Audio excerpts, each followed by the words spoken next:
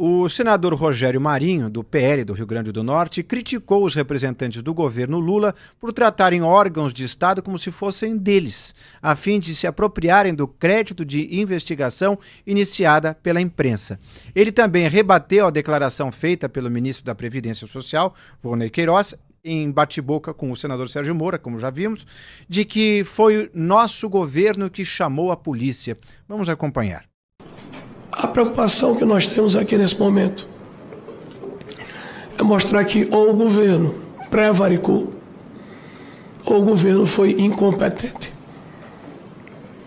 Não dá para engolir você aumentar de 2 milhões de associados para 9 milhões e meio. E o governo fazer determinadas afirmações aqui que foram repetidas pelos líderes. A nossa polícia, a nossa AGU, a nossa CGU. Senhores, por favor, deixem de confundir o público com o privado. Vocês já fizeram muito mal ao país. A CGU e a AGU são órgãos do Estado brasileiro. Estado, nem de governo. Apesar da indicação ser do presidente da República. Quem chamou a polícia, nobre ministro, não foi Vossa Excelência, nem o governo de Vossa Excelência.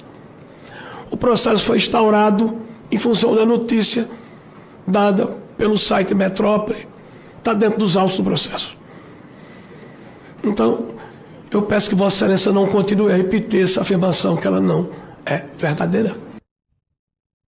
E agora vamos mostrar um compilado que mostra Jair Bolsonaro, de quem Rogério Marinho foi ministro, falando em minha Polícia Federal, minha PF, minha Marinha e meu Exército. Vamos ver.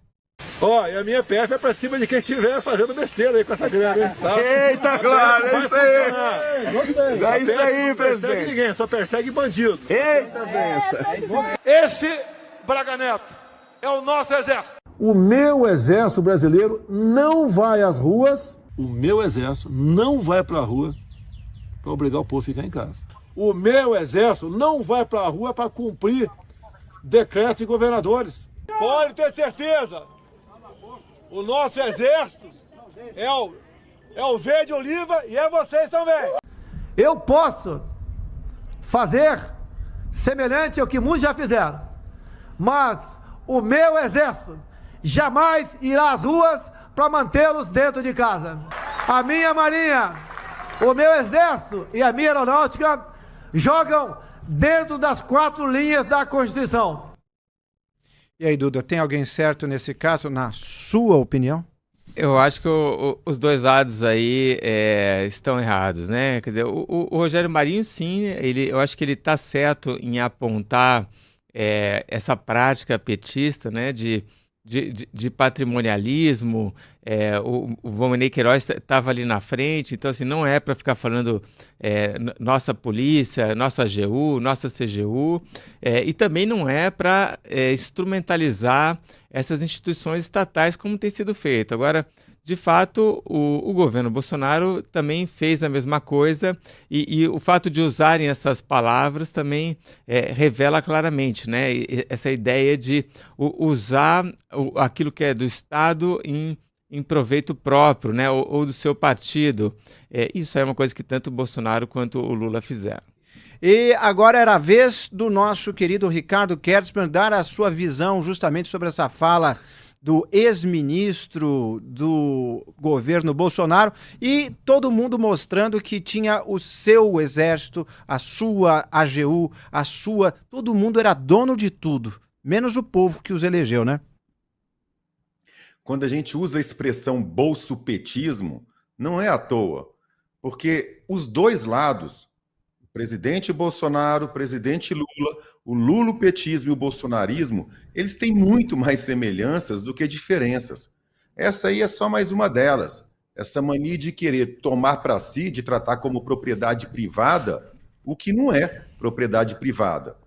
Essas semelhanças vão muito além disso aí. A maneira com que ambos os lados tratam, por exemplo, a imprensa, a maneira com que tratam os próprios eleitores como se fossem gados, né? A gente usa essa expressão, ela é um pouco ofensiva até, mas eles tratam seus eleitores dessa forma, como se fossem rebanhos que tivessem que apenas falar amém e jamais contestar o que eles dizem. Ambos são autoritários, ambos são lenientes com corrupção, ambos passam pano para os seus aliados quando são flagrados em atos de corrupção e atacam os adversários. Essas práticas, como eu disse, dos dois lados, elas guardam muita semelhança, então não me surpreende nada esse tipo de posicionamento. O Felipe usa uma expressão que eu acho muito legal, né? Que é um tentando lavar as próprias sujeiras na sujeira do outro. E é bem isso. Um acusa o outro sem lembrar que faz a mesma coisa ou até pior.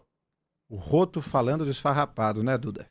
Agora vamos lembrar aí que o PT, a gente até publicou uma reportagem de capa na revista Cruzoé chamada O Sequestro do Estado, trazendo ali uma lista de todas as situações que o governo Lula faz isso, né? Sequestra o Estado para fins partidários ou em benefício próprio. E a lista é enorme. A gente comentou aqui essa semana também do tal do mapa mundi invertido do IBGE, né? O Márcio Postman, lá presidente do IBGE, aquele mapa mundi é só para fazer politicagem, né? Para apoiar o governo do Lula. Tudo que o Márcio Postman faz hoje é tentar causar nas redes sociais para apoiar o governo Lula, né? Os usos da AGU, a Advocacia Geral da União, a gente vai falar sobre isso mais para frente, claramente também, né? O Lula tem as contas dele nas redes sociais e ele usa as redes, as contas oficiais do governo para promover a conta dele, né? Então sempre tem uma coisa do tipo, siga lá o arroba do Lula, ele como pessoa física. Então ele bota as contas do governo para promover as contas pessoais dele. A Janja, que ganhou aquela ordem da Cruz do Rio Branco, uma coisa assim. Então, até esse tipo de coisa, né? Eles usam a estrutura estatal para dar medalhas e premiações para eles mesmos. É um monte de história, né? A gente já viu também diretor da Receita Federal atacando os críticos do governo. É espantoso esse uso que o PT faz da infraestrutura estatal e coisas que a gente viu aconteceu também no primeiro e no segundo mandatos do Lula e nos mandatos no primeiro e na metade do segundo da Dilma, né? E que ficou muito simbolizado por aquela imagem da estrela no jardim, da estrela vermelha no jardim do Palácio da Alvorada, né? O PT tem essa prática muito arraigada de usar o Estado em proveito próprio. E a gente separou também, já que estamos falando do PT, uma discussão após o senador Jacques Wagner, justamente do PT, ser questionado por Eduardo Girão, do Novo, por que é que não apoiou a abertura de uma CPMI sobre o escândalo do INSS. Vamos ver. Senador Girão, eu não assino CPI porque eu não assino CPI. Porque, na minha opinião, eu fui autor da primeira CPI, a CPI dos anões do orçamento. Porque essa casa não tem a estrutura que a Polícia Federal e os órgãos de controle têm para fazer a pesquisa. Nós estamos trabalhando em cima do que a Federal já estourou. Essa que é a verdade. E vamos fazer palco em cima do que a Federal... Eu não assinei, mas talvez eu assine. Porque esse vento vai mudar de lado. E vai ficar claro quem montou esse trambique aí. Vamos jogar claro isso aqui. Aqui eu não tenho interesse de politicizar para acusar o governo passado. Mas não venham acusar esse governo. Um minuto para o senhor. Com todo o respeito, senador Jacques Wagner, que eu tenho uma relação institucional muito grande, até pessoal. A gente sempre se respeitou. E eu vou lhe dizer, por que o senhor não assinou antes essa CPI? Por quê? Porque eu estou preocupado em botar matérias que interessam ao país. Eu vou dizer por quê. Vossa Excelência vai fazer uma ilação. Porque é o modus operandi. Eu estou aqui há 7 anos.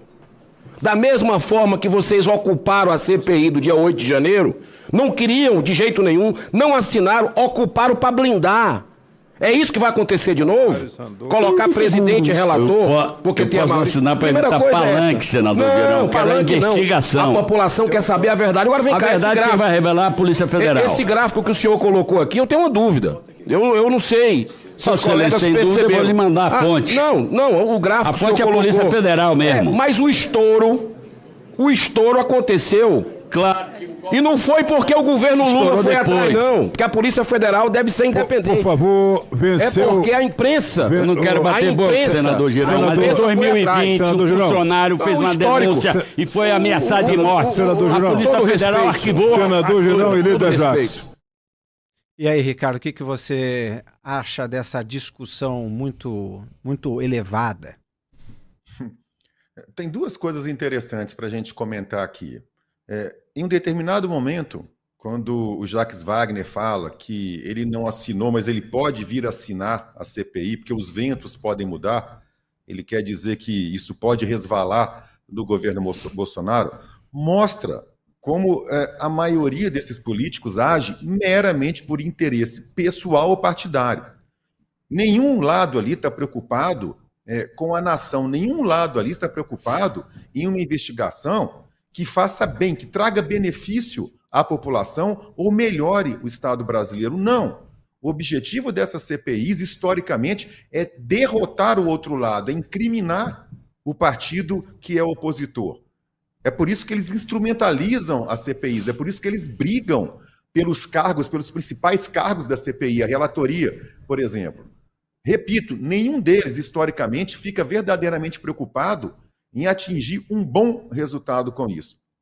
O outro ponto a se chamar a atenção aqui é, novamente, essa disputa pela paternidade ou a não paternidade dessa encrenca toda.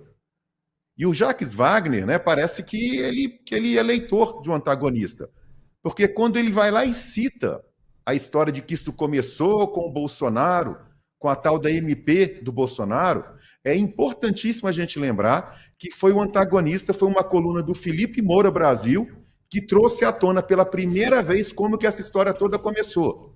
Desde a edição dessa medida provisória do Jair Bolsonaro, que depois foi alterada pelo Congresso, e que na sequência teve sim, é verdade, a sanção do presidente Bolsonaro. Teve até cerimônia oficial, né, chancelando essa história toda, que culminaria em toda essa fraude. Mas filho feio não tem pai.